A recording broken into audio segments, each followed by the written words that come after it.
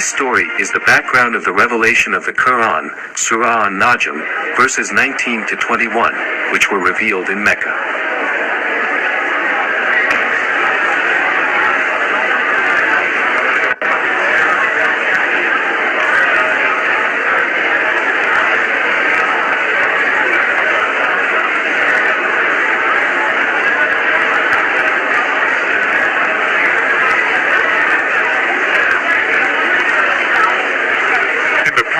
I can chat with them, worship together with them.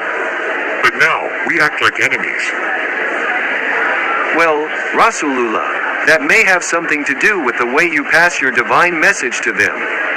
Look at them, surrounded by their idols. Why don't they listen to me and worship Allah instead? You used to kiss them too, right? Oh, wait a minute. I think I got another message from Allah. I need to pass it to them. Oh boy, here we go again.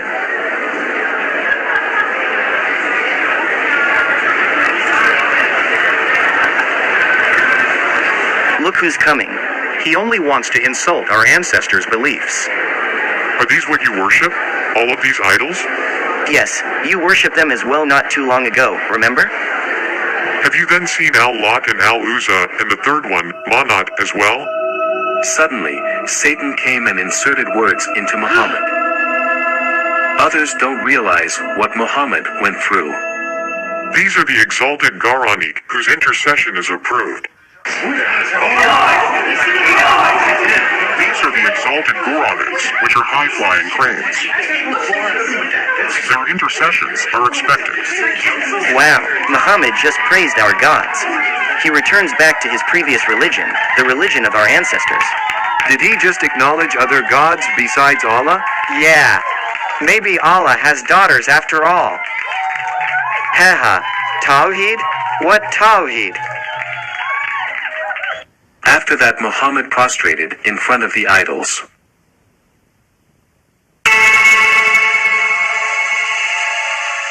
The Meccans joined him in worship.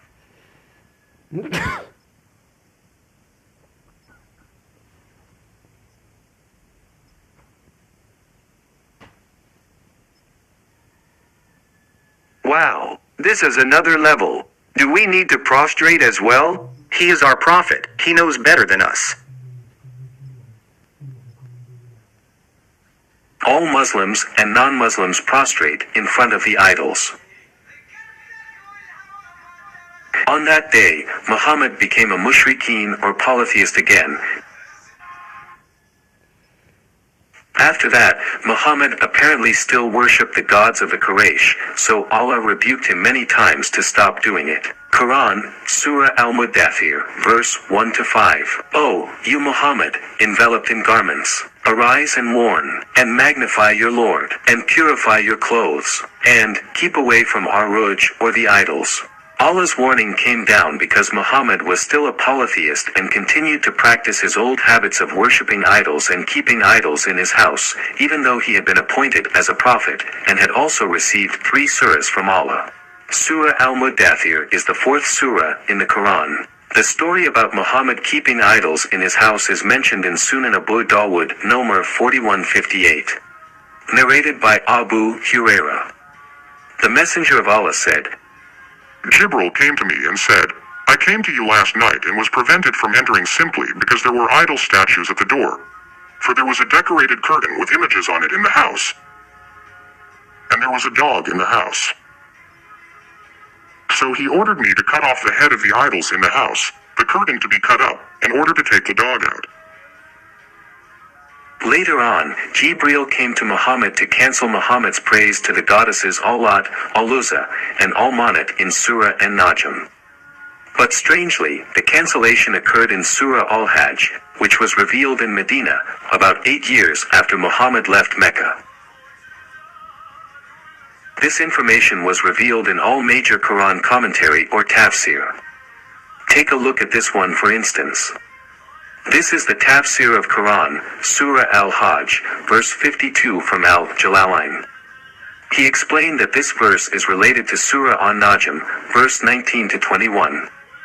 The Prophet had during an assembly of the men of Quraysh after reciting the following verses from Surat al-Najm, "Have you considered Lot and Gaza? And Monat the third one?"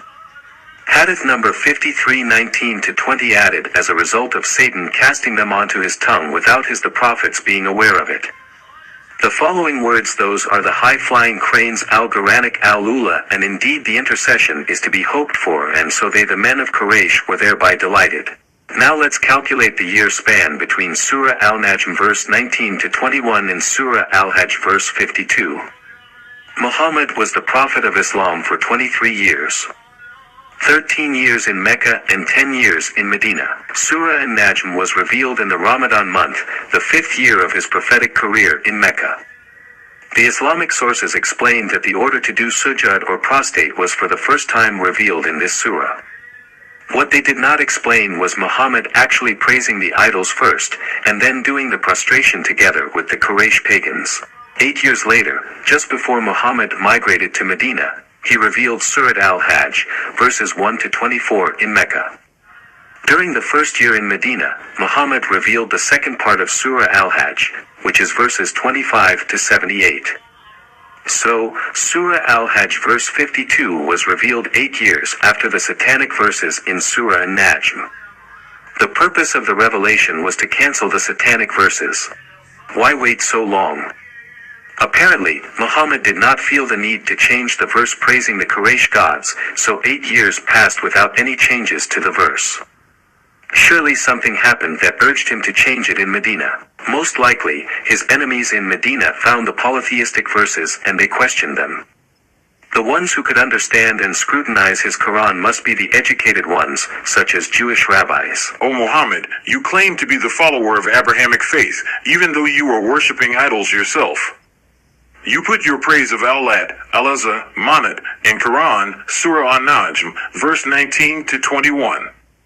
How is that? Oh, about those verses, huh? Jibril has just told me that those verses did not come from him, but from Satan, who deceived me so that I said the satanic verses. But no worry, Allah already changed it to this. Have you then seen Al-Lat and Al-Uzza? And the third one, Manat, as well? Do you prefer to have sons while you attribute to him daughters? I feel sad because I have mispronounced the holy verses, but Allah then comforted me. Quran, Surah al-Hajj, verse 52. Whenever we send a messenger or a prophet before you, O Prophet, and he recited our revelations, Satan would influence people's understanding of his recitation.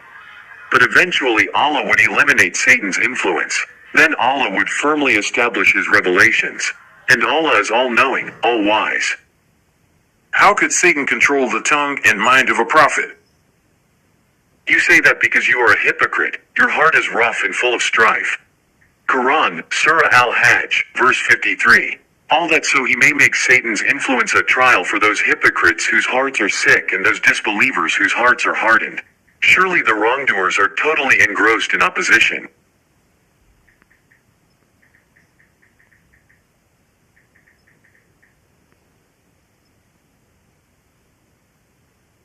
Prophet Muhammad cannot be a real prophet since he committed shirk for 8 years.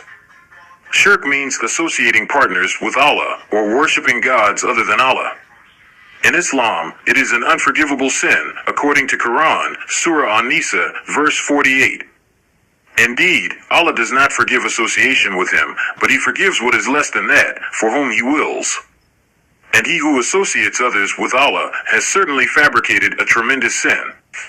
If Muhammad could be controlled by Satan to recite the satanic verses for 8 years, then what about other verses?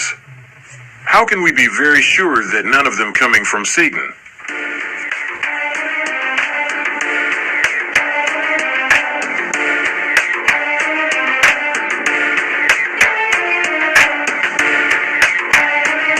How could the prophet of Allah commit shirk continuously for 8 years? When he was caught reciting the satanic verses in the Quran, he didn't insult those who rebuked him with the Quran. Surah al-Hajj, verse 53.